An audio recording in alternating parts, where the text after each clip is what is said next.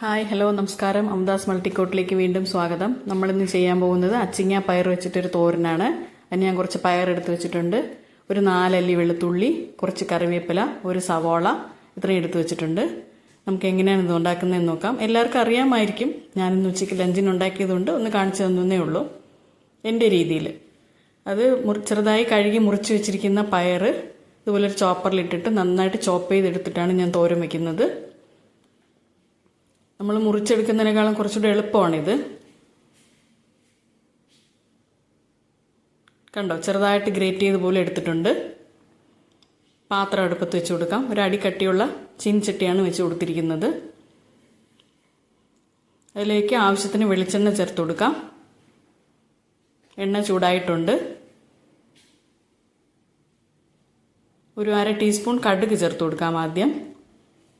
പിന്നെ കുറച്ചൊരു 1/4 ടീസ്പൂണിലും കുറവ് ജീരകം, കുറച്ച് ഉഴുന്നുപരിപ്പ്. ഇതൊക്കെ ഓപ്ഷനിലാണ്. ഉഴുന്നുപരിപ്പും ജീരകമൊക്കെ അവരവർക്ക് ഇഷ്ടമുണ്ടെങ്കിൽ ചേർത്താൽ മതി. കുറച്ച് കറിവേപ്പില ഞാൻ എടുത്ത് വെച്ചിരുന്നില്ലേ അത് കഴിഞ്ഞിട്ട് വെളുത്തുള്ളി നന്നായിട്ട് ചതച്ച് വെച്ചിരിക്കുന്നതാണ്. നല്ലൊരു ഫ്ലേവറാണ് ഈ വെളുത്തുള്ളി ചതച്ചിങ്ങനെ തോരന് ചേർക്കുന്ന സമയത്ത്. അത് കഴിഞ്ഞിട്ട് നമ്മൾ ചെറുതായി മുറിച്ച് വെച്ചിരിക്കുന്ന ഒരു സവാള, ഒരു മീഡിയം സവാള, അതും കൂടി ചേർത്ത് കൊടുക്കാം.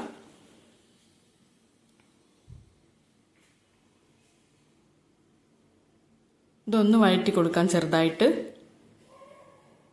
ബ്രൗൺ ഒന്നും ആകണ്ട. നമ്മൾ മുറിച്ചിട്ട സവാള ഒരു കണ്ണാടി പരുവത്തിലായാൽ മതി. ആ സമയത്ത് അതിൻ്റെ കൂടെ ഒരു 1/4 ടീസ്പൂൺ മഞ്ഞൾപ്പൊടി, 1.5 ടീസ്പൂൺ മുളക് പൊടി അവരവർക്ക് ഇഷ്ടമുള്ളത് ചേർക്കാം കേട്ടോ. അതും കൂടെ ഇട്ടിട്ട് നന്നായിട്ടൊന്ന് പിന്നെയും ഒന്ന് സോട്ടേ ചെയ്യുക.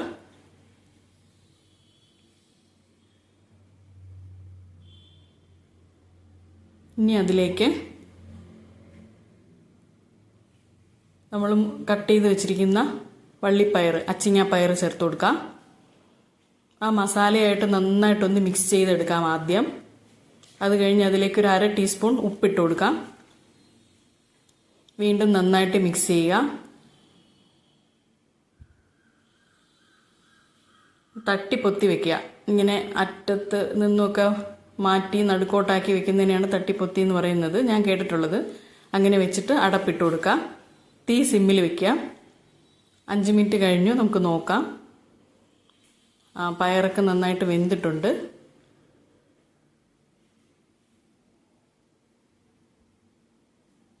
ഇനി ഇതിലേക്ക് നമ്മൾ ചിരകി വെച്ചിരിക്കുന്ന ഒരു മുറി തേങ്ങ ചേർത്ത് കൊടുക്കാം.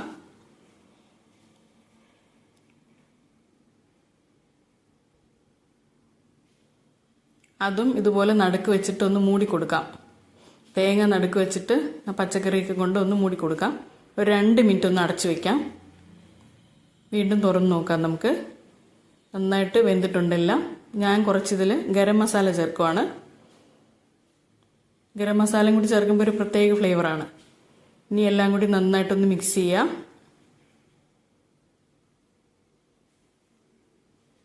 ഉപ്പ് പോരാന്നുണ്ടെങ്കിൽ ഈ സമയത്ത് ചേർത്ത് കൊടുക്കാം കേട്ടോ. നമ്മുടെ തോരൻ റെഡി ആയിട്ടുണ്ട്. ഇതെല്ലാവരും ഒന്ന് ഉണ്ടാക്കി നോക്കുക കേട്ടോ. എന്നിട്ട് ഫീഡ്ബാക്ക് അറിയിക്കുക. എൻ്റെ ചാനൽ സബ്സ്ക്രൈബ് ചെയ്തിട്ടില്ലെങ്കിൽ ഒന്ന് ചെയ്യുക, ഷെയർ ചെയ്യുക. വീണ്ടും കാണാം.